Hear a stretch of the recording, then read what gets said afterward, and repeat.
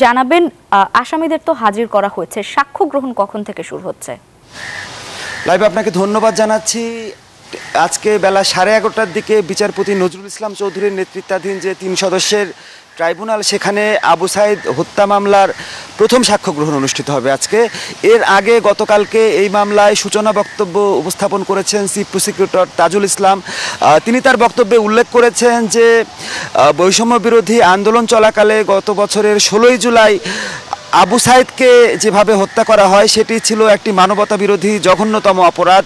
বেগম রোকেয়া বিশ্ববিদ্যালয় শিক্ষার্থী আবু সাইদ যখন তার নিজের বিশ্ববিদ্যালয় ক্যাম্পাসের মূল ফটকে এই আন্দোলনে অংশ নেয়, তখন প্রথমে তাকে গুলি করে আমির হোসেন, তার পেটে একটি গুলি করে এবং তারপরে আরেকজন পুলিশের সদস্য কনস্টেবল সুজন চন্দ্র, তিনি কিন্তু 2টি গুলি করেন তার বুকে। পরবর্তীতে রক্তাক্ত আবু সাইদকে রিকশায় করে রংপুর মেডিকেলে নিয়ে যাবার পথে সহপাঠীদের কোলের বুকের উপরেই কিন্তু আবু সাইদের মৃত্যু হয় এবং এই মৃত্যুকে কেন্দ্র করে দাবানলে পরিণত হয় ফ্যাসিস্ট সরকার বিরোধী আন্দোলন, যার প্রেক্ষিতে শেখ হাসিনার পতন হয় এবং শেখ হাসিনা দেশ ছেড়ে পালিয়ে যেতে বাধ্য হয়।